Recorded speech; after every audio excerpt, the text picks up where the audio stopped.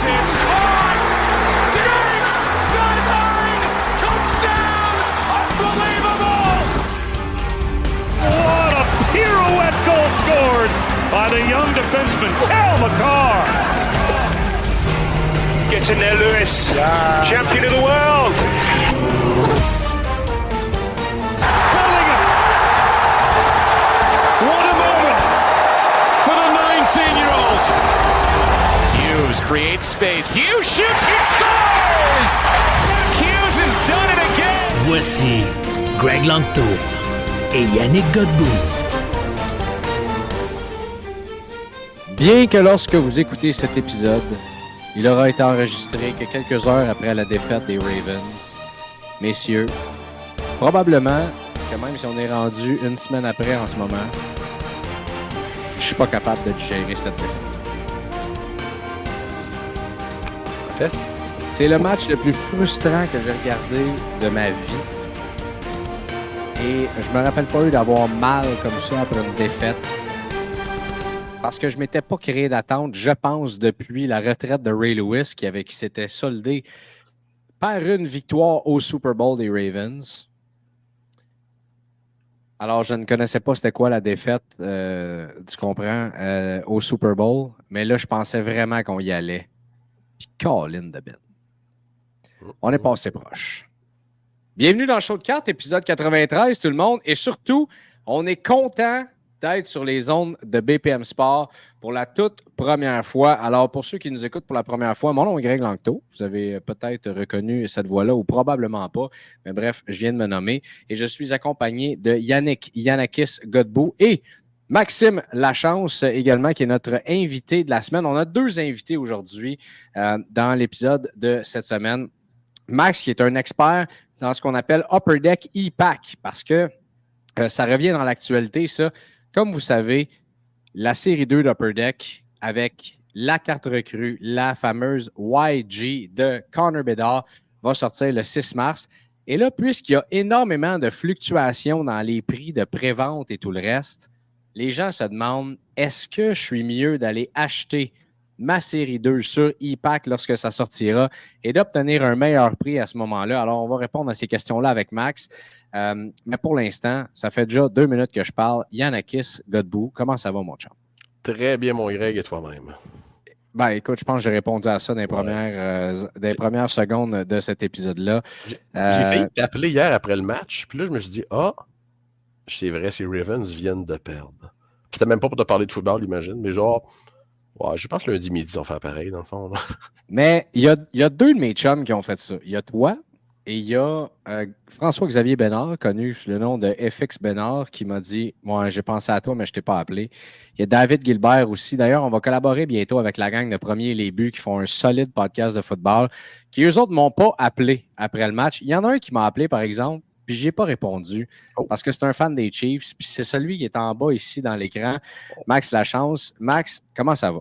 Ça va très bien, toi, Greg.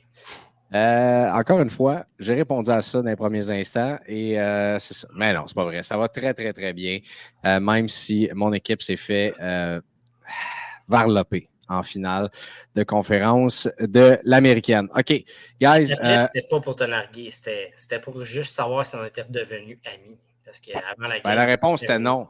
Parce que, et ça, là, d'ailleurs, là, j'ai fait une publication sur les médias sociaux.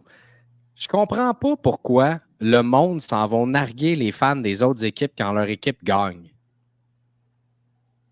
Tu sais, moi, les médias sociaux n'existaient pas vraiment au début des années 2000 quand on a gagné le Super Bowl contre les Giants. Là. Mais il me semble mon réflexe n'aurait pas été d'aller, je veux dire, isoler les fans des Giants puis leur envoyer des messages ou faire la même affaire aux fans des 49ers. Tu sais, si tu as fait un bet de bonne foi avec un ami, bon, OK, tu peux. Mais tu sais, quand tu sais que cette personne-là est vraiment fan de son équipe, là, tu sais, quand Ben Roger, les Eagles se sont fait éliminer, là, voyez-vous comme aller écœurer cette personne-là parce que son équipe vient de se faire éliminer, je veux dire, pourquoi? Ça sert à quoi? T'sais? Et là, je sais qu'il y a des gens qui vont me détester pour ça. Mais je suis un gars qui croit en la parole dans la vie et il faut absolument que je passe un message aux fans des Chiefs. Parce que les Chiefs, messieurs, sont sur une excellente lancée, formidable. Patrick Mahomes est fabuleux. Andy Reid fait partie, j'en ai parlé avec Max hier, mais Andy Reid fait partie des meilleurs coachs de l'histoire, assurément. Pour moi, actuellement, il fait partie du top 3. Je veux dire, ce qu'il est en train d'accomplir. Puis là, on ne sait pas ce qui va arriver dans 2 semaines. Mais moi, j'ai grandi avec les Patriots puis la domination de Tom Brady pendant une vingtaine d'années. Et à ce moment-là, là, tu pouvais te promener partout. Il y avait des chandails, des casquettes, des trucs, tout ce que tu voudras. Tout le monde était fan des Patriots. Là, essaye d'en trouver des fans des Patriots. Là, c'est pas mal plus rare par les temps qui courent, mais il y a des fans des Chiefs en mot à dit, par exemple. Puis je me souviens que les fans des Patriots dans le temps, là, et qui étaient vocaux, là, mon équipe, puis Brady, puis Belichick, puis mon équipe, puis mon équipe. Puis c'est correct, vous avez le droit. Je veux juste dire, tout ce qui monte redescend. Là. Puis c'est pour ça qu'il faut toujours prendre son gaz égal, même si tu as le droit d'être amoureux de ton équipe. Mais il y a une ligne entre être amoureux de son équipe, les aimer, les encourager. Puis je veux dire, Louis, qui est probablement le plus gros fan des Chiefs. Il y a Mathieu, un auditeur fidèle aussi, Mathieu Bourgon, qui est un méga fan des Chiefs. Puis tu sais, tous les kids qui nous écoutent, qui grandissent actuellement, qui tombent en amour avec le football parce qu'ils voient Mahomes, puis Kelsey, puis toute l'équipe. C'est beau de voir ça, puis c'est correct. Puis à un moment donné, peut-être qu'ils vont changer d'équipe. Mais faites attention de ne pas fly trop high, puis de commencer à narguer toutes les autres équipes parce que la tienne est au top actuellement. Ça se peut que ça tombe vite. Vous l'avez vu avec les Patriots, là, on pensait, Mac Jones, ça va être correct. Non. Là, les Patriots, ça va, tu comprends ce que je veux dire? Donc, c'était ça que je voulais dire. Un message, on reste et on célèbre avec de la classe et c'est important de le faire. Rempli de sagesse, ça, mon Greg, rempli de sagesse. Toi, Max, qu'est-ce que tu fais le 11 février au soir? C'est une très bonne question, ça. Hein? Il va falloir que je me dépêche de revenir de Québec pour ne pas manquer ça. Moi, je pars plus tôt, d'ailleurs, du show de Québec, malheureusement, parce que je me suis fait appeler par quelqu'un disant t'es là à cette heure-là. Ah, bon. Je ne sais pas si les détails sont sortis, alors je ne sais pas si je peux le dire, mais bon, je vais être en quelque part au Super Bowl. Un engagement, un professional. OK. Dans le hobby, il y a eu des petites nouvelles qui sont sorties à gauche, à droite. Yanakis, il faut qu'on parle de ça avant qu'on saute dans le e-pack avec le beau Max. Premièrement, Tops a réagi à l'histoire Wander Franco en parlant des fameuses Redemption qu'on attendait, donc les cartes signées de Wander Franco qui n'ont pas été sorties. Puis on offre aux gens qui veulent laisser tomber la Redemption de Wander Franco des compensations qui iraient à 2 à 3 fois la valeur des cartes qui, de toute façon, je veux dire, des gens peut-être attendaient des cartes qui étaient assez dispendieuses jusqu'à ce qu'il y a plusieurs mois, puis là, qui doivent plus valoir grand-chose, avec raison. Écoute, j'aimerais que Tops offre ça pour toutes les signatures de Wander Franco qui sont sur le marché. Je serais le premier à en profiter. Mais non, je pense que ce ne sera pas dans leur projet, malheureusement. Mais oui, ça va être... je trouve que c'est une belle initiative de Tops. Puis même, quitte à créer des cartes qui n'existent pas, là. Quitte à dire, pour chaque carte de Wander Franco, vous avez une de ces 5 cartes-là, par exemple. Là. Mais non, on s'entend. Puis de toute façon, toutes ces personnes-là qui attendent des Redemption de Wander Franco, est-ce qu'il y a 1% de ces personnes-là, de ces collectionneurs-là, qui se dit « Non, mais je veux vraiment avoir ma Wander Franco. » Ouais, non, c'est ça. Donc, acceptez peut-être ce qu'on vous offre comme compensation et bouger ailleurs, mais je veux dire, de Tops qui offre 2 à 3 fois la valeur des dites cartes en soi, je veux dire, je trouve que, tu sais, on souligne souvent ce que Tops fait de pas bon, mais ça, je pense que c'est assez fair, en gros, là, de leur part pour offrir ça aux collectionneurs. Oui, puis de leur côté, ça fait ces Redemption-là de moins à tenter de remplir. Puis on s'entend, je pense que le moins de contact qu'on peut avoir avec Wander Franco, le meilleur que c'est. Absolument.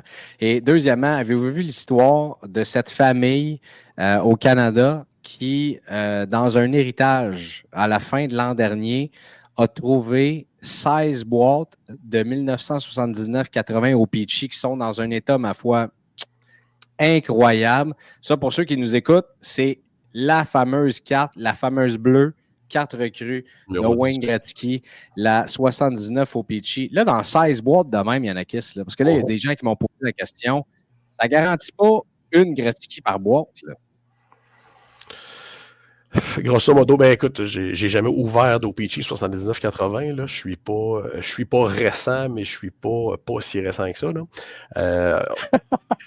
Je dirais au moins une. Là. Pour avoir parlé à des gens qui en ont déjà ouvert à l'époque, les gens disaient ben, t'avais pas ta collection complète, mais pas loin. Alors, au moins une par boîte.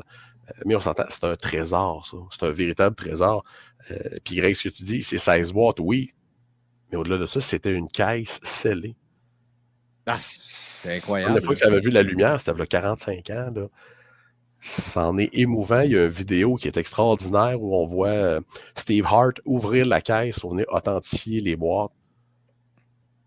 Écoute, c'est même pas un rêve, là. C'est 100 fois ça. Là. Très impressionnant. Très, très, très, très, très impressionnant. D'ailleurs, l'encan a débuté hier soir, si je ne me trompe pas. On est déjà rendu à un montant assez un peu élevé. Il y a certains experts qui disaient que ça pouvait peut-être monter jusqu'à 2 millions. Honnêtement. Ah oui, tu penses que ça va atteindre? Je crois. Ah oui? Ben, à partir du moment que ça vaut environ 250 à 350 000 $ la boîte. Ouais. Ouais, je croirais. Ouais. C'est incroyable. Hein? Je croirais. J'ai hâte de voir surtout qui va acheter ça. On se souvient, je pense que c'est là 2 ans, Larry Fritsch, la descendance de Larry Fritsch avait trouvé une caisse scellée de Fleer Basketball 86-87. C'est là-dedans qu'on trouve la fameuse carte recrue de Michael Jordan. C'est ce que Drake avait ouvert notamment en direct aussi là, il y a quelques mois là, pour essayer de trouver la Michael Jordan 86, puis il en avait sorti une aussi. On n'a pas tous les mêmes moyens, n'est-ce pas? Et c'est ça. Et c'était la seule caisse scellée connue. Et finalement, c'est Blowout Cards qui l'ont acheté. Et ils l'ont juste, je pense, mis dans leur entrepôt. C'est pas à vendre, c'est juste beau. Ils voulaient préserver cette caisse-là. Parce qu'on s'entend, des Michael Jordan recrues sur le marché, c'est un peu comme des Wayne Gretzky recrues. Il y en a pas mal déjà. Alors, pas besoin d'en rajouter d'autres non plus. Là. Mais ça reste quand même dans la catégorie des Saint Graal. On s'entend. On a hâte de voir. La semaine prochaine, dans l'épisode, on pourra probablement vous donner un update d'où est-ce que ça va être rendu, cette carte-là. Pour l'instant, là, on sait 2024, c'est l'année de Connor Bedard et c'est cette année que ça se passe. D'ailleurs, il reste à peu près 40 jours avant que ça... la folie de la série 2 commence le 6 mars. D'ailleurs, c'était supposé sortir le 28 février. Il revient de blessure au début mars. Upper Deck a reporté au début mars. T'sais, on essaye de maximiser. Y a-tu un lien? Y a-tu pas de lien? Bref, on ne peut pas leur en vouloir si jamais c'est le cas. Là. Mais en tout cas, ça sortira le 6 mars. Je ne pense pas qu'on ait un report rendu là. Et il y a énormément de spéculation sur les prix. Il y a des boutiques qui ont fait, il y a plusieurs mois, des préventes à des prix très, très bas. Finalement, on dit on ne peut pas honorer ça. Là, il y en a d'autres qui font des préventes à des prix très, très, très hauts aussi. Puis, il y a à peu près du monde qui se situe là, un peu partout dans le milieu de tout ça. Là. Donc, c'est assez dur de s'y retrouver. Et il y a, je l'ai dit tantôt en début d'épisode, mais il y a une espèce de solution et des gens qui ont allumé et qui ont dit « Hey, Upper Deck e-Pack, là, qui est la fameuse plateforme où est-ce qu'on vend les mêmes boîtes, à peu près au même prix, où est-ce que tu peux sortir les mêmes cartes. Tu les ouvres virtuellement, mais tu peux les avoir physiquement par la suite. Là. C'est là que tu peux faire, par exemple, les fameuses Silver Foil, les Speckled Rainbow également, dans lesquels il faut que tu ailles 5 Young Guns pour avoir une Silver et 3 Silver pour faire une Speckled Rainbow. En tout cas, il y a plein d'autres affaires c'est un autre monde, e-Pack, mais il y a des gens qui se disaient « Hey, s'il y a des magasins de cartes ou des chaînes qui veulent s'amuser à vendre ça plus cher, moi, est-ce que de l'acheter sur e-Pack, ça en vaut la peine? » Max, lui, il en passe pas mal d'heures à chacune des sorties de produits sur Upper Deck e-Pack, justement. Max, est-ce que ce serait une bonne solution ou non, selon toi? Écoutez, selon moi, c'est sûr que c'est pas une bonne décision. Upper Deck, c'est comme la majorité des magasins, il y en a qui vont profiter de la manne, c'est l'offre et la demande, puis c'est certain qu'ils vont s'ajuster au prix du marché. Il ne faut pas dire qu'ils vont aller nécessairement, comme on a vu sur des ventes sur eBay, à 399 US, mais ils vont aller dans un juste milieu. Ça ne sera pas un 139,99 ou un 149 comme on est habitué dans le passé, j'en suis sûr et certain. On a juste à reculer avec Metal Universe Marvel Spider-Man quand il y a eu la sortie sur ePack. Les prix étaient 5 à 10% en bas du marché, mais il avait déjà monté beaucoup. Fait que ça va être la même chose avec Série 2, j'en suis convaincu. Oui, parce que Upper Deck, de leur côté, ne veulent pas couper l'herbe sous le pied des distributeurs et de leurs magasins qui sont soit Diamond Dealer ou qui sont encore ce qu'on appelle le fameux AIR, là, Authorized Internet Retailer. Ils ne veulent pas se mettre à dos la main qui les nourrit. Là, puis, il ne faut pas oublier non plus que la sortie de produit va être 3, 4, 5. Des fois, ça peut aller jusqu'à 6 mois après la date de release là, sur ePack. Fait que les gens qui veulent en profiter à la sortie de produit, c'est d'encourager les détaillants locaux. Là, puis il y en a là, qui vont avoir des bons prix là, à la sortie. Il ne faut pas s'attendre que ça soit nécessairement à 350-400 $ la journée de sortie. Ben, c'est qu'il y a tellement de spéculation actuellement. Et là, tout le monde, là, j'ai vu tel prix, par exemple, en ligne. Puis là, c'est un petit peu difficile. Puis dans notre groupe Facebook, ce que j'ai dû faire, c'est juste retirer les publications qui parlent de ça. Parce que là, on est déjà rendu à parler de SP Authentic qui va sortir au mois de juillet, alors que la série 2 n'est même pas encore sortie. Moi, j'ai de la difficulté avec ces pré-ventes-là autant d'avance. Peut-être que je connais rien. Puis là, messieurs, Yannick, t'es à l'imaginaire. Max, t'es chez Stack. Les gars, moi, perso, avec ce que j'ai vu, ce qui a commencé avec la série 2, il y a des magasins qui essayent de vendre à prix plus bas. Il y en a d'autres très, très hauts et qui utilisent différentes stratégies bien des mois en avance. Alors que je me suis promené à gauche à droite en posant des questions. Là. On n'est pas trop sûr de ce qui se passe encore avec les allocations. Je ne sais pas si on a les allocations 6-7 mois d'avance déjà, mais Jamais.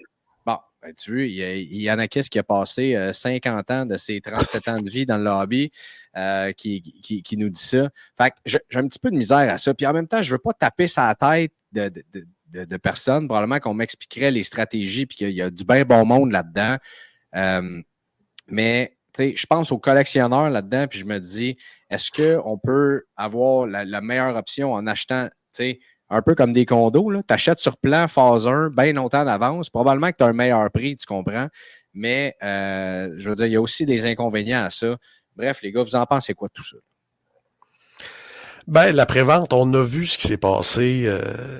On a vu ce qui s'est passé il y a quelques semaines, là, puis je nommerai pas le nom du magasin, là, les gens dans le domaine le connaissent très bien, qui avait vendu des centaines de caisses de ce produit-là, d'Upper Deck Série 2 en prévente, à un prix qui était, mon Dieu, ridiculement bas. Mais on peut le dire, on a parlé sur le podcast, c'était Cloud and Chara qui avait fait ça, et que finalement, on a eu juste la moitié de notre allocation et on rachetait les boîtes plus chères que ce qu'il y avait. Fait que les clients qui en avaient acheté plusieurs ont quand même fait quoi, 10 $ la boîte ou quelque chose de même de profit. Oui, mais si tu achètes 2 caisses de ce produit-là, tu ne veux pas faire 240$ de profit. Tu veux avoir tes 2 caisses. Tu n'en as rien à cirer de ton profit. C'est très... moi, je dirais bien, c'est très délicat. Et la question tantôt que tu me posais, Greg, à propos des allocations, nous, les magasins, on ne connaît pas les allocations. On ne connaît pas la quantité de boîtes qu'on va recevoir 6 mois d'avance. Là. On sait ça 2 semaines, 3 semaines d'avance, des fois, 1 mois maximum. Alors, de faire de la pré-vente, tu me parles d'Esprit Authentique qui sort au mois de juillet. My God! C'est ça. Puis là, on va revenir sur les mots, là, juste être sûr. Là. J'ai dit ceux qui font des pré-ventes très longtemps d'avance. Ben oui. Plusieurs magasins qui l'ont fait dans un délai qui est raisonnable, ont attendu d'avoir leur allocation et tout ça. Je veux dire, on a vu, puis justement, bon, ça a été le cas de Cloud & Chara. Comme tu as dit, il y en a même aux États-Unis qui sont partis des préventes à 399 $ US. T'sais? Et là, puis ça me ramène. Ben oui, ils en ont vendu, c'est sûr, parce qu'imagine, les gens, on l'a dit, là, il y a énormément de gens qui vont arriver dans le hobby du hockey avec cette année-là, avec l'arrivée de Connor Bedard. Est-ce que c'est sain de leur dire, écoute, voilà, puis là, après ça, ils s'en vont montrer leur facture aux gens comme nous autres qui sont habitués, ils vont dire, t'as payé ben trop cher. ces gens-là ne voudront pas rester. Puis ça, ben, c'est une menace un petit peu à moyen long terme, ben, même à court terme pour le hobby. Là. Du hockey, cela étant dit. Max, quand on achète sur e-Pack, là, ça, je reviens, puis je t'avais dit 15 minutes, fait que je vais te laisser aller. Là. Il y a non seulement, oui, tu as le prix de la boîte, mais après ça, tu achètes, mettons, ta boîte ou ta caisse ou tes affaires comme ça. Tu vas. Ça tombe dans ton comme si. Dans ton compte comme si. Il faut que tu les fasses venir, ces boîtes-là, ces caisses-là. Puis ça amène d'autres frais également. Là. Ça amène des frais de douane, les frais de sleeve, les top loads. Puis là, depuis le 1er décembre, bonne chance parce que FedEx arrête vraiment tout aux douanes qu'est-ce qui arrive de e-Pack, comme ça arrive de PSA. Et la valeur déclarée est réellement à la hausse. On peut s'attendre à des factures assez salées avec les frais de douane. Fait que quand on a tout fini de calculer, là, définitivement, ça va coûter beaucoup plus cher qu'encourager un magasin local, même si ça serait un 25-30% de plus que qu'est-ce qu'on est habitué de payer pour de la série 2. Définitivement, je ne crois pas que ça va être un bon move. C'est une petite communauté, puis les gens qui vont être là-dessus, ça va toujours être les mêmes personnes qui vont continuer à brasser ces cartes-là pour avoir des Silver Foil, des Speckle Rainbow, puis essayer d'avoir les Hide Lost puis les exclusives qui vont être sur e-Pack, mais les quantités vont s'envoler à une vitesse incroyable. Moi, je m'attends à ce que maximum en 3 semaines, les quantités sur e-Pack soient sold out, que ça soit terminé pour l'année. Oh, wow. Oh, wow. Ouais, mais ça, ça va être. Ça, la journée que ça sortira sur e-Pack, j'ai hâte qu'on en jase ensemble. De voir la folie, de voir les prix, de voir la folie, mais aussi de combien les fameuses cartes de Connor Bedard vont se vendre sur cette plateforme-là aussi. Écoute, on est un groupe d'à peu près 10 là, qu'on travaille fort ensemble d'habitude pour avoir les premières speckles de pas mal toutes. Je peux te dire qu'en ce moment, le budget, là, ça se discute, ça va être assez élevé. Je pense que le monde ne sont pas prêts à ça encore. Et tu sais, par exemple, dans la folie Jack Hughes en début de saison, puis la folie Quinn Hughes, les prix des cartes sur e-Pack se vendaient plus cher que dans le marché actuellement, donc sur eBay ou dans le marché là, actuel qu'on peut voir à travers les groupes Facebook ou partout à travers les internets. Donc, il n'y a peut-être pas nécessairement de deal à faire là, à part si on sait que les cartes qui proviennent d'e-Pack sont en un peu meilleures conditions, par exemple, que ce qu'on va trouver dans les boîtes à hobby ou dans le retail. Ouais, encore là, je te dirais que les dernières Caulfield qu'on a fait venir, la qualité laisse à désirer, mais oui, il y a eu une bonne batch où c'était vraiment impeccable, mais encore là, ça, on n'a aucune garantie de ça. Là. Aucune garantie. Oui, effectivement. On verra rendu là, en bon français. Il ne faudrait pas être surpris qu'une Speckle Rainbow tourne entre 25 et 30 000. Faudrait vraiment être surpris. C'est hallucinant. C'est hallucinant de dire qu'on est finalement dans cette année Bédard-là. Max, merci de ton temps. Tu nous tiens au courant lorsque tu as des nouvelles là-dessus. Puis la porte de show de cartes est toujours ouverte pour toi, mon chum.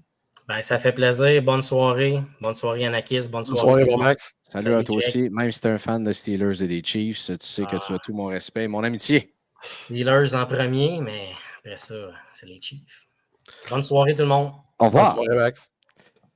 Voilà, Max, tout un expert des packs. C'est un autre monde complètement. Oui. Vous pouvez, je pense que sur notre YouTube, il y a l'épisode avec Max. Vous pouvez aller voir directement sur la chaîne Show de cartes toutes les infos qu'il nous a données, comment ça fonctionne, comment acheter là-dessus. Tout le reste, là, on n'a pas eu le temps nécessairement de refaire ça exactement.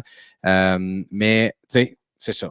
Là, tout le monde tente de se trouver des solutions pour payer le moins cher possible à la sortie. C'est tout à fait normal, mais je pense que la solution va passer par les magasins que vous connaissez, les gens de confiance.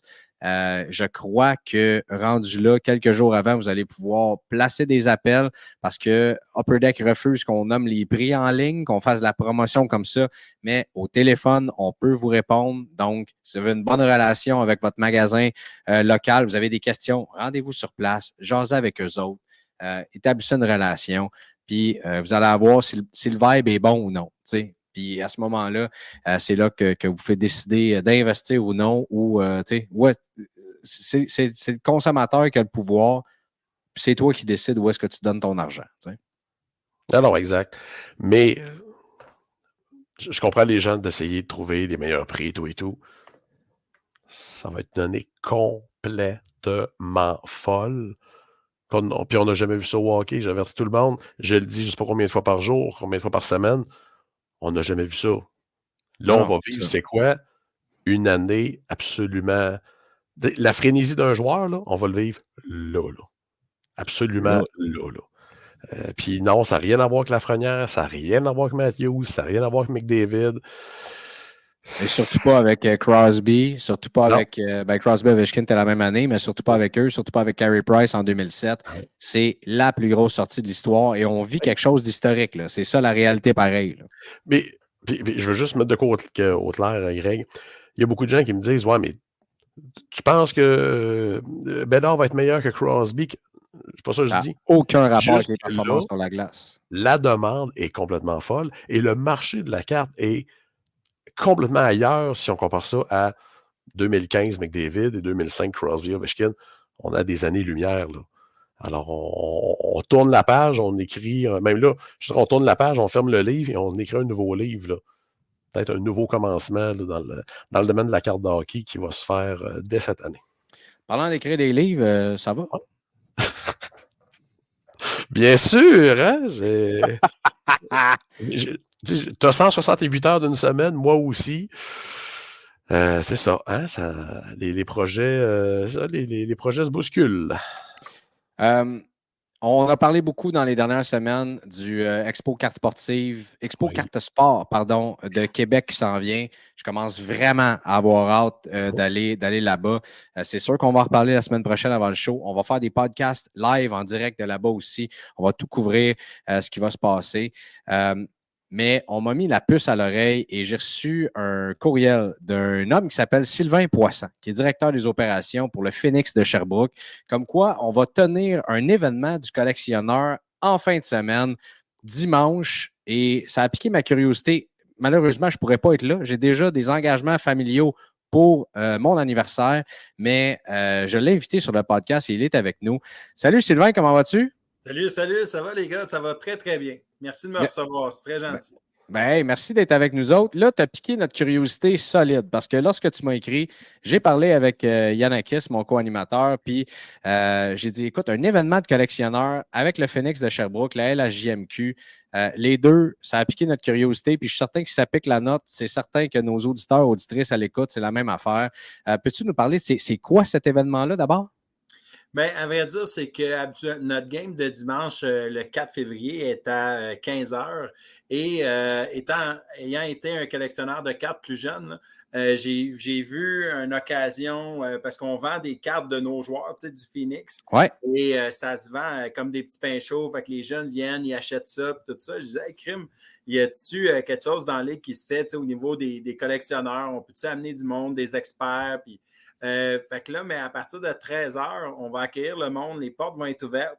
On a présentement 5 à 8 exposants. Là, je vais avoir des confirmations demain. On invite les gens à venir, à échanger avec les propriétaires de kiosques, si on peut dire ça, comme ça, d'échanger entre eux. Et c'était juste une idée de mettre les cartes sportives de l'avant, de créer une espèce d'effervescence avec les kids. Puis, tu sais, les dimanches, à 50%, c'est des jeunes qui sont là, qui s'achètent des paquets de cartes au Tim Hortons ou un petit peu plus spécialisés comme vous. Et aussi, ben, les moins jeunes comme moi et même plus vieux que moi qui vont arriver avec leurs cartes, qui vont échanger. On a quelques experts qui vont être là. On a aussi Pierre Gervais qui va être là. Tu sais, ça vient un petit peu.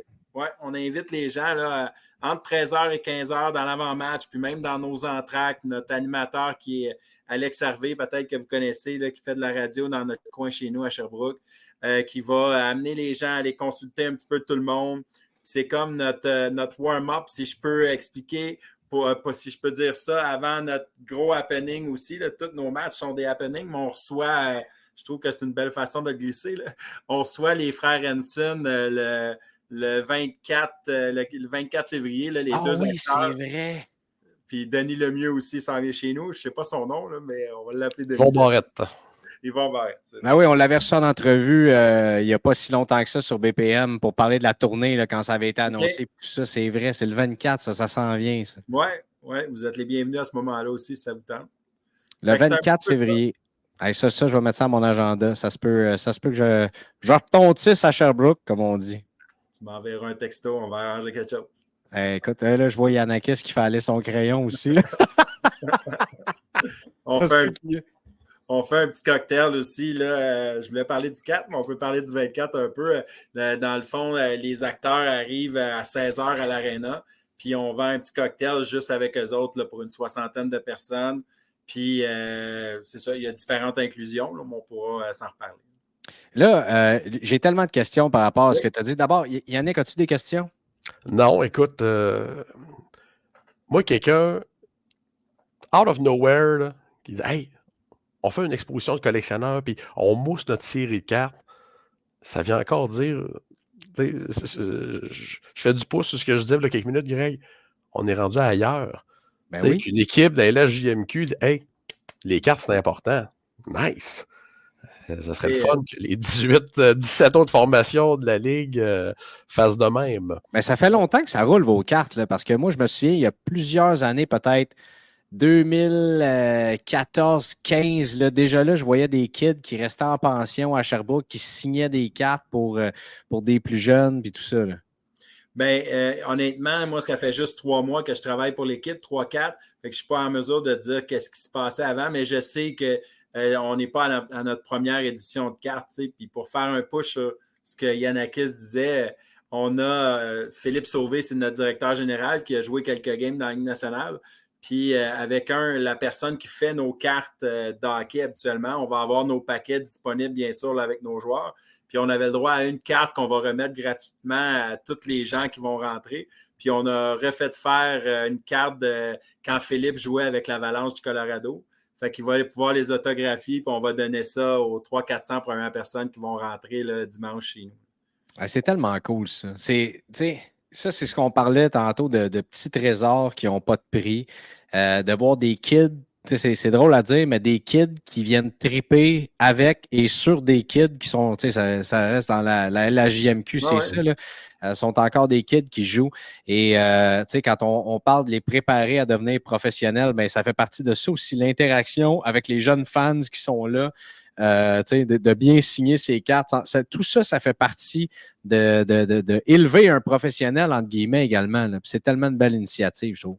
Puis les gens qui vont arriver tôt, nos joueurs arrivent environ vers cette heure-là, 13 heures. Fait que là, si les petits jeunes ont acheté des cartes, ben, ils vont les sortir. Nos joueurs, en passant vers le vestiaire, ils vont en signer quelques-unes.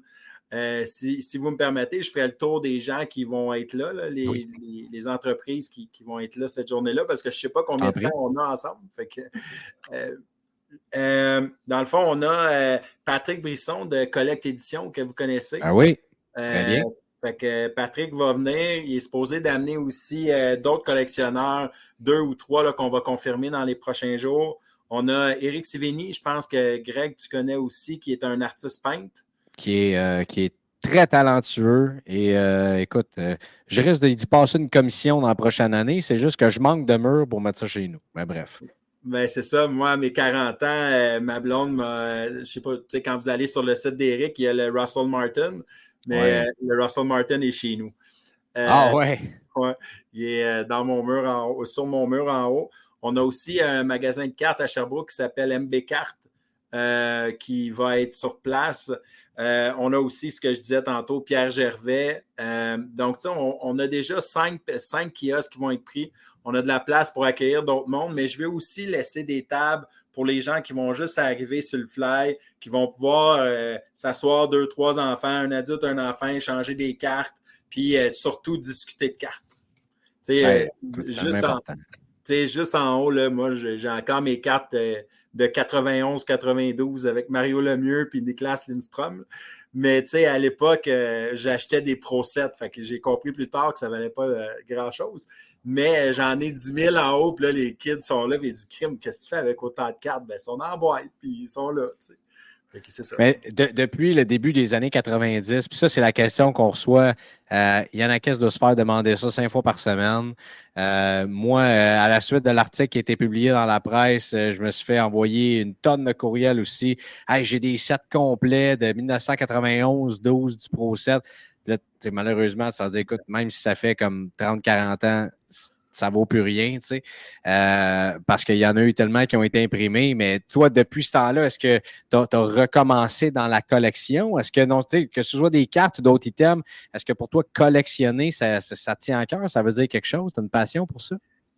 Ben, pas encore, mais mon neveu et Philippe, notre DG aussi, Philippe fait une collection un petit peu plus privée. Là, sont 3-4 gars qui ont joué pro un peu, puis là, mettre un peu d'argent par année pour aller acheter des cartes. Fait que là, justement, je sais qu'il est comme dans un collectif pour la discussion que vous aviez tantôt sur Connor Bedard, là, que ça s'en vient. Fait que là, on parlait de ça l'autre fois. Mon neveu fait la collection de cartes. Fait que là, je disais, peut-être qu'on va faire quelque chose ensemble puis que je vais me relancer là-dedans. Mais présentement, c'est quelque chose que j'avais mis de côté, là, mais qui ressort tranquillement. Ça, Yanakis, c'est un cas de on reparle à Sylvain dans un mois. Absolument. Absolument. De toute façon, quand tu es atteint une fois de ce virus-là, le virus tombe en dormance, mais il n'est jamais vraiment loin. Là. Mais le nombre de fois je l'entends, là. Ouais, ben, ça fait comme 2-3 ans, j'ai arrêté de collectionner. Mais là, mon fils achète des cartes. OK. Fait que là, tu achètes des cartes pour lui, mais puis tu te fais croire que c'est pour lui. Alors, ouais. OK, c'est correct, c'est beau. Ça Tu vas retomber dedans, mon Sylvain. Ouais. Est-ce qu'il y a un joueur, peu importe le sport, là, parce que là, on parle de hockey, mais tu parlais de Russell Martin tantôt, fait que je me dis que probablement tu es un tripeux de baseball. Là. Est-ce qu'il y a un joueur qui te fait triper actuellement dans le sport ou une équipe? Écoute, il y en a plusieurs, mais là, c'est sûr que c'est des actualités avec Mahomes et Purdy qui vont jouer demain. Mahomes est assez spectaculaire, mais c'est sûr que c'est dur de passer à côté de Shohei Ohtani. Je suis un amateur de baseball. Ouais. Fait que, tu sais, un gars qui peut pitcher comme Nolan Ryan puis qui peut frapper comme Griffey, comme Ken Griffey ou autre. Tu sais, je veux dire, vous voyez, mais mon spec est assez vieux. Je peux en nommer des plus jeunes au baseball. Il est intemporel, Sylvain. Moi, Ken Griffey Jr., je m'excuse, dans 100 ans, on va encore en parler. Là. C'est intemporel. Puis Pat Mahomes, écoute, j'ai rarement vu quelqu'un faire aussi mal à des gars bien en mauve que ça. Là. C'est épeurant. Là. Les gars, je ne sais pas ce que je vous ai fait. Là. Je vous invite sur le podcast ici. Puis là, vous n'arrêtez pas de me parler de Mahomes puis comment on dit ça, de me le frotter dans le visage aujourd'hui. Ouais, je ne sais pas si tu avais vu ma casquette, Sylvain, mais je l'ai encore sur le cœur, ce qui s'est passé, bien malheureusement. Ben là, c'est hier au moment où est-ce qu'on enregistre. Là. Mais écoute, Mahomes qui s'en va encore au Super Bowl. Cela étant dit, c'est probablement le marché en ce moment dans le football qui est le plus en santé, c'est celui de Patrick Mahomes. Là. Je veux dire, ses prix sont astronomiques. Et là, s'il s'en va remporter un autre Super Bowl, là, il va vraiment rentrer dans la catégorie Brady. Là. Et je veux dire, avec une 3e bague déjà à sa collection. Dans tous les joueurs que tu as nommés, peut-être que une petite Griffey, d'ailleurs, qui est encore la carte la plus gradée de l'histoire, je pense, la fameuse Griffey Rookie. Ça pourrait peut-être être un bon début pour ta collection. Ouais. OK, regardez ça. Pas trop cher en plus, pas trop cher. Si on veut avoir des informations sur tout ça, on s'en va sur le site du Phoenix de Sherbrooke, Sylvain? Oui, c'est ça. Ça va être chl.ca /hockeyphoenix.ca ou juste aussi, là, mettons plus simple, billet.hockeyphoenix.ca. Et là, mais de là, on va tomber là, sur la page du Phoenix. C'est vraiment cool, honnêtement, comme concept, ce que tu fais là comme événement. Puis, tu sais, là, tu parles à deux passionnés, Yannick et moi, puis toute la gang qui nous écoute à chaque semaine aussi. Puis, je pense que je peux parler pour tout le monde en disant que c'est le genre d'initiative que toi, tu te disais, on va faire de quoi de cool, ça va attirer les kids, puis ça va vendre des billets, puis ça va remplir l'aréna, puis c'est tant mieux, puis c'est merveilleux. Mais en même temps, pour nous autres qui sont une petite gang de collectionneurs, là, on fait nos affaires, c'est le genre d'initiative qui fait sourire tout le monde puis qui dit « Hey, ça, là, ça veut dire que notre gang, elle va continuer de grandir puis que ça va donner justement le goût au kit de collectionner, même aux joueurs de s'impliquer là-dedans. C'est-à-dire que tu as l'état-major du Phoenix de Sherbrooke qui, ça leur tient à cœur ce qui se passe dans le hobby. Je pense que ça va beaucoup plus loin que tu penses, Sylvain. Puis écoute, je te lève mon chapeau. Je n'avais pas une paire d'écouteurs, je le ferais pour vrai. Mais je te lève mon chapeau. Puis j'espère que vous allez recommencer cette initiative-là. Puis que cette fois-là, Yannick et moi, on va pouvoir aller jouer aux mascottes là-bas. Là. Ben, écoute, oui, avec plaisir. J'ai une petite question. Le show, là, on a des auditeurs, j'imagine, avec nous, et il va passer à la radio à quel moment? Ben, en fait, je trouve ça le fun que tu poses la question. Tu sais pourquoi? Parce que c'est notre première à BPM Sport cette semaine. Okay. Donc, on est diffusé les vendredis après le match du Rocket, donc aux alentours de 21h30, et les samedis et dimanches matin également. Puis ça, ben, c'est sur un horaire rotatif les samedis, dimanches. Donc, vendredi, samedi, dimanche sur BPM Sport. Et l'épisode, comme à l'habitude, sort les jeudis matins, disponible partout, Apple, Spotify, tous les endroits où est-ce que vous aimez aller écouter vos podcasts. Et ben voilà. OK, on va faire quelque chose. Fait que là, avec tous les amateurs qu'on a de show de cartes. Il avait préparé sa venue, hein, lui-là. Hein? Oui. Ouais. J'ai dit, tu avais préparé ta venue. Hein, non, pas du tout. Ah non? Mais, non, je fais ça live. Je vais régler la logistique demain. Mais on va faire un rabais qui va durer pour vos auditeurs, qui va être 4 quand ils vont appeler ou qui vont aller sur notre site Internet. Ils vont pouvoir mettre carte avec un S 2024. 4 2024, ça donne un rabais pour... 25% de rabais. 25% de rabais? Sur le billet. My God. Wow! Sur le billet pour aller voir le Phoenix de Sherbrooke, puis aller faire signer des cartes des kids, puis faire des échanges, puis tout le reste. Je pense que ça va à peine pour les gens, non seulement qui sont dans la région de l'Estrie, mais je pense que ça peut être une super belle sortie si vous aimez ça, aller voir du bon hockey. L'équipe va bien d'ailleurs cette année, comment ça se passe? Pour un petit peu plus, on joue pour un petit peu plus que 500. On est supposé d'être dans notre première année du cycle de reconstruction dans le junior. Ouais. C'est souvent 4 ans. Mais là, on a décidé de garder notre gardien de but qui est au championnat du monde junior, de garder notre joueur de 20 ans aussi. Ça fait que nos résultats sont un peu au-delà de nos espérances. Et là, rendu là, il reste juste à gagner. Ben oui, effectivement. Fait qu'écoute, merci beaucoup, Sylvain. Donc, carte avec un S 2024 pour tous les auditeurs qui, si vous êtes soit sur les plateformes de streaming en ce moment ou sur les ondes de BPM Sport, allez-y. Puis, ça va vous faire... c'est sûr que là, si dimanche matin commence à être tard pour se rendre à Sherbrooke, mais si vous êtes dans ce coin-là, allez-y puis allez encourager ce bel événement-là. Sylvain Poisson, encore une fois, merci d'être passé. Comme le feeling, c'est pas la dernière fois qu'on se parle dans le cadre de Show de cartes. Excellent, avec plaisir, les gars. Puis merci pour cette belle opportunité. Ça fait super plaisir. Merci, Sylvain. Merci, au revoir. Bonne soirée. À vous autres aussi. Ça, c'est le fun parce que, tu sais, ça a l'air de rien, mais Pierre Gervais, Éric qui a des superbes peintures. Pat va être là, bien sûr, pour les cartes, puis MB Cartes Sportives. Mais tu sais, Pierre Gervais, c'est la folie là, au Salon du Livre. C'est la folie pour essayer d'avoir son livre, les signatures. Et t'imagines-tu, si tu as la chance de le rencontrer aussi, de te faire dédicacer un livre, d'avoir quelques anecdotes également. En plus, une maudite belle game de hockey. Je veux dire, qu'est-ce qui te fait rire? Non, c'est juste qu'on s'entend. Là. Tu dis quelques anecdotes. Ce qui est le fun, c'est que si vous y parlez à Pierre Gervais, il y a assurément quelques anecdotes qu'il n'a pas pu mettre dans le livre. Hein? Fait que c'est ça.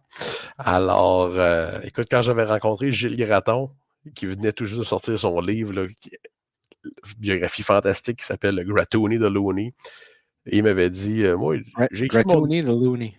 Ouais, il dit, moi, j'ai écrit mon histoire, puis mon éditeur m'a retourné mon livre. Ouais, il dit ça, cette section-là, ça se dit pas. Ça, on peut pas sortir ça. Ça, on peut pas. Fait que, parce qu'il dit, moi, j'avais 400 quelques pages. Là, il dit, il y en a 214 ou 224. Là. Fait que, c'est ça. Alors, donc, beaucoup de choses qui doivent être coupées dans le domaine de l'édition. Alors, c'est pour ça qu'on rencontre ces gars-là en personne. Ils peuvent nous en raconter des vertes et des pas mûres. Mais il n'y aurait pas un marché. Tu sais, on répondait aux questions des auditeurs dans le dernier épisode, puis il n'y aurait pas un marché La question, c'était pour notamment les cartes de la LPHF. Je pense qu'il y a une bonne manne à aller chercher là. Ben, Mais la preuve, Greg, regarde le prix que les grosses cartes qu'on trouve dans Upper Deck Team Canada Junior, les grosses cartes de l'équipe féminine, les prix que ces cartes-là se vendent. Il y a de la demande pour des patchs autographiés de Marie-Philippe Poulain, puis des cartes rares, des Saroners et ainsi de suite. Il y a une demande. Alors oui, c'est sûr que si demain matin Upper Deck sort une série sur la LPHF, watch out. On va voir des choses se vendre à des prix assez impressionnants, merci. D'ailleurs, je ne sais pas ce que Upper Deck attend. Là. Ben, en fait, c'est quoi, regarde, je vais envoyer un message texte tout de suite aux gens Billy d'Upper Deck. Oui, notamment à Billy, mais à d'autres gens aussi chez Upper Deck pour peut-être m'enquérir de ce qui se passe là-bas. Mais tu sais, quand on parle d'un produit le fun à ouvrir, là, qui ne coûtera pas nécessairement les yeux de la tête, là, parce que oui, l'année Bédard est là, puis tu sais, je veux dire, probablement que ça va être un cadeau de Noël de quelqu'un, ouais, tu sais, je veux dire, quand on parle d'un prix qui est, bon, en haut de 200 $, on s'entend que ça va coûter ça pour la série 2, et qu'il n'y aura pas grand-chose d'abordable pour la série de Bédard, tu sais, sort un produit PWHL ou même, pourquoi pas un produit pour la Ligue de hockey junior maritime Québec. Il faut bien le dire maintenant. Pourquoi pas des produits comme ça qui pourraient être intéressants? Moi, je pense que ça ouvrait de quoi avec mes fioles, par exemple. Je te laisse te dire ton point. Je regardais Top Scrum Disney. Là. Ça a-tu l'air le fun à ouvrir, cette histoire-là? Pour vrai. Ouais. Mais même si tu fais tes 2 reins, tu n'as pas moyen de t'acheter une boîte. Alors... Non, je sais, c'est extrêmement cher. J'ai vu ce qui a sorti d'un break et tout ça, là, mais Colin, que ça a l'air le fun à ouvrir. Ben oui. Mais non, Upper Deck fait déjà un bon travail là, avec Upper Deck CHL, là, qui est une collection qui tourne environ une centaine de joueurs pour chacune des ligues. On a des cartes signées au travers de ça, des cartes spéciales, vraiment intéressant. Bon, c'est sûr que c'est 100 joueurs, mais on s'entend, il y a quand même un roulement de personnel assez impressionnant dans le hockey junior, là, les échanges, les arrivants en milieu de saison et tout et tout. Mais non, chaque année, Upper Deck fait un produit, et puis surtout pour le prix, qui est vraiment intéressant. Là. Effectivement. Ouais, Top Scrum Disney, quelle sortie, hein? Oui. Ici, on est des cartes de sport, tout ça, mais je veux dire, les collectionneurs, puis les tripeux de sortie, puis tout ça, là, il me semble que j'ai vu ça passer de près et de loin un peu. Puis Caroline de Ben que ça a frappé fort. Mais, ouais, ben, je pense que le fait que le produit était vendu exclusivement sur le site web de Tops, ça fait que ça a passé un petit peu en dessous du radar, mais écoute, quand on a vu les annonces de ce produit-là, de toute façon, à partir du moment que tu mets le nom Tops Chrome, peu importe c'est sur quoi, ça va être un succès. Je regarde juste le succès de Top Chrome NBL, là, qui est la National Basketball League, qui est la ligue de basketball australienne. Écoute, des boîtes de Top Chrome à 75 $ la boîte, avec au moins un autographe par boîte. Écoute, ça a été un succès. Moi, j'en ai vendu des tonnes. Oui. Et les gens disaient, ben, je connais pas les joueurs, mais les cartes sont vraiment belles. Puis il y a vraiment une demande, il y a vraiment une demande pour tout ce qui est de cartes à l'unité là, sur Internet. Alors, non, c'était... c'est ça. Top Scrum. Imagine, Greg, s'il y avait du Top Scrum au hockey. Je lance ça à l'univers comme ça. Ben, on rêve souvent, et il y a énormément de collectionneurs qui sont dans le hobby depuis une bonne décennie, qui se demandent, ça prendrait quoi pour avoir Panini, qui rêvent secrètement de ça, même s'ils n'ont pas la licence officielle, comme ils font au baseball, par exemple. Les fameuses Flawless Baseball qui sont d'une beauté, mais d'une beauté qui coûte quasiment rien, dépendamment des joueurs. Là. C'est sûr que si tu vas aller chercher un Acuna ou une Witt, ça va te coûter assez cher, là. Ou une Bryce Harper, mais qui sont d'une beauté incroyable, qui coûtent une fraction du prix de ce qu'on peut avoir, par exemple, chez Tops. Imagines-tu si Panini essayait de refaire ça pour le hockey, comment ça pourrait... là, c'est sûr qu'on est dans la spéculation, un peu dans le rêve aussi, là. Mais écoute, on se rappelle des vieilles Dominion, les rookies Dominion de Nathan McKinnon. National Treasure. Wow. D'ailleurs, Nathan McKinnon en ce moment, là, son marché est quand même en feu. Lui, il est en feu complètement. Son marché, j'ai pas vu de demande sur Nathan McKinnon depuis mon arrivée dans le hobby, il y a quasiment 3 ans. Autant que ça, actuellement, là, on en cherche, puis là, il est revenu. Tu sais, je pensais pas que c'était possible en 2024 d'avoir un hype sur un joueur autre que Connor Bedard. Tu sais, parce qu'on a eu, on l'a dit, en début de saison, il y a eu Jack Hughes. Il y a eu, après ça, son frère Quinn. Qui d'autre qu'il y a eu après qui est venu fou, là? Jack Hughes, Quinn Hughes. Le troisième. Oui, c'est ça. Elias Pettersson qui est là, c'est Nathan McKinnon qui a un bon prix, qui a une bonne valeur dans le hobby, mais qui n'a pas, qui n'est pas à sa juste valeur peut-être. Où est-ce qu'il est? Là, présentement, est de retour dans l'actualité. Mais si toi, tu avais des cartes de McKinnon actuellement, là, tu les gardes dessus puis tu espères qu'on s'en aille loin en éliminatoire ou tu profites du hype actuellement? Je te dirais, Greg, moi, j'ai des cartes de McKinnon depuis 2013. Moi, j'ai toujours. Ce joueur-là est tellement. C'est tout qu'une bébite, là. Tu sais, moi, je sors toujours de la fameuse statistique. L'an passé, je pense que ça fait quelques années même, que Nathan McKinnon remporte le prix du meilleur joueur de la Ligue, voté par tous les joueurs de la NHL. Sondage qui est fait par Hockey News. C'est quelque chose, là. Et l'an passé, il a gagné le prix du joueur le plus fort de la Ligue, tout juste devant Ryan Reeves et Tom Wilson. Non, écoute, l'as-tu déjà vu de proche? L'as-tu déjà vu de proche? Non, malheureusement. Écoute, il y a les épaules, il y a des bras. Le gars, t'as l'impression que c'est un bodybuilder, Colin. C'est un athlète de CrossFit professionnel. C'est un joueur de hockey. C'est un train. Oui. Je suis zéro surpris de voir ça. Une masse musculaire pour son frame. Tu sais, il ne pèse pas 250. Là. Non. Quand tu regardes ça, tu te dis, Seigneur, j'ai aucun doute sur tout ce que tu dis. Là. Non, et poser la question dans votre entourage, là, tu bâtis un club demain, là, McDavid ou McKinnon? Vous allez être surpris de la réponse. Boy. C'est pas unanime, là. Écoute, la semaine Non, c'est sûr que c'est pas unanime. Mais attends une minute, là. Oui. McDavid 2024? Ben là, McDavid 2024. Non, hey, il est différent là, actuellement. Là. La séquence que les Oilers sont. Depuis, et je pense que c'est pas la première fois qu'on le dit ensemble, là, depuis sa fameuse face de baboune sur le banc, c'était ça en Floride, je crois. Depuis ce temps-là, là, c'est comme si Connor McDavid a level up. Tu sais, on se disait, OK, ouais, c'est un joueur de statistiques, c'est pas un capitaine. Depuis ce temps-là, tout ça a complètement changé. Bon, oui, puis on s'entend, là, je pense que l'équipe, ils ont dit, on va donner le coach que tu veux, mais là, soit un capitaine et soit un joueur de hockey. Je pense que l'entente a été bien comprise entre les deux parties. Et on voit les résultats. Non, très impressionnant. Mais c'est ça, moi, je te parle, tu prends McDavid ou McKinnon, tu bâtis une équipe demain matin. Là. Je prends Cale Makar. Je prends Cale Makar. Ah, t'as pas le droit. Ah, bouh! Honnêtement, je ne sais pas quoi répondre. C'est extrêmement difficile. Toi, tu prends McKinnon, j'imagine, dans ce que tu me dis? Oui, parce qu'on a... Je pense que c'est un joueur qui est plus balancé que McDavid. Tu sais, McKinnon, tu peux le brasser. Là. Il va aller dans le coin, puis une mise en échec, ça, il fait pas trop peur. On s'entend, là. McDavid n'a pas cette shape-là. Je sais que c'est pas sa job d'aller dans le coin. Mais quand on arrive en playoff, on a vu les derniers insuccès des Oilers. C'est pas très, très difficile à expliquer. Là.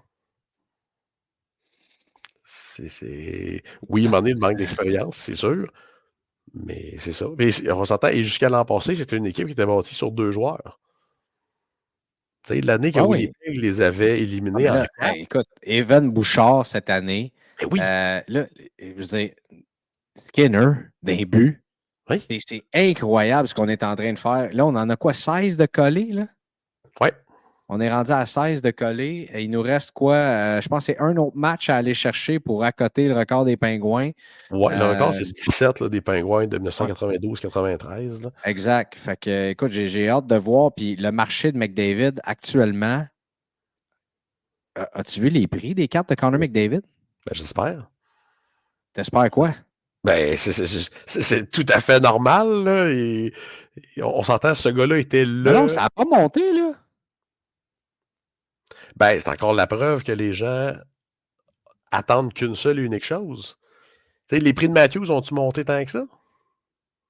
Ça, c'est un autre débat. Écoute, on rentre dans une conversation. Là, il faut mettre fin à ça. Là, pour ceux qui veulent continuer la conversation, vous pouvez vous abonner à notre Patreon parce que là, on arrive à l'intérieur de ce que BPM Sport nous offre comme plateforme. Donc, on va terminer ça ici. Pour les autres, vous pouvez vous diriger sur notre Patreon pour écouter le restant de cette discussion entre Yanakis et moi-même. Donc, c'est simple. En fait, vous abonnez au Patreon. Et après ça, ce que ça vous donne des crédits pour des breaks chez notre partenaire officiel Stack, 15 $ de crédit par mois. Et ça vous donne également des rabais sur l'évaluation de vos cartes chez Choose Your Grading, ces gars-là sont complètement exceptionnels. Ils vont vous donner une pré-évaluation d'ailleurs de vos cartes avant de les envoyer chez PSA, Beckett ou chez Tag.